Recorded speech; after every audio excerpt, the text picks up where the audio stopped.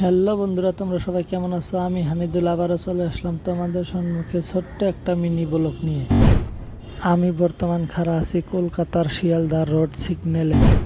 আর বন্ধুরা, কলকাতা রোডে যে এত সিগন্যাল 200-300 মিটার পর পর সিগন্যাল, মাথায় কাম করে না গাড়ি ব্রেক মারতে মারতে।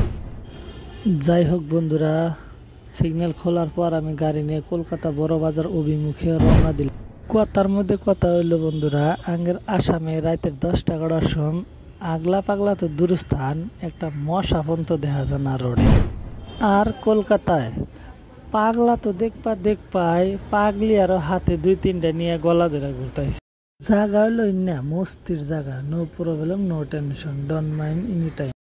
আর আগের আসামে এই টোটো গাড়ি আছে না, এই টোটো গাড়ি যদি কোনো দিন তুমি ব্যতিক্রমে স্কুলের ছাত্রীর হাতে এক টোটোত কোনাহানে গেলাও, তাহলে তোমার কামের 24 মারা গেছে।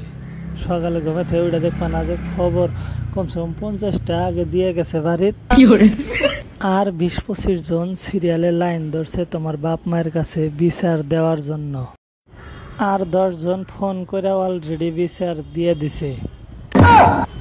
আর 5 জনের মোবাইলে রিচার্জ আসছিল না, বেলেগ একজনের থেকে হটস্পট নিয়ে তাও বিচারটা চাইছি, ভয়েস পাড়া দিছি। শালায় কামটা করছে কি রে। আর গাইজ, যারা চুরিমুরি করে লাইন মারতেছাও, অন্য করে লাভ নাই, বেকার ধরাটা পড়বাই।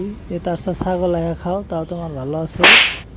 আর গাইজ, লাস্টে এই গেটের লাইটটা কি ভালো লাগছে কমেন্ট করে জানা দাও, আর ভিডিওটা একটা শেয়ার করে দাও।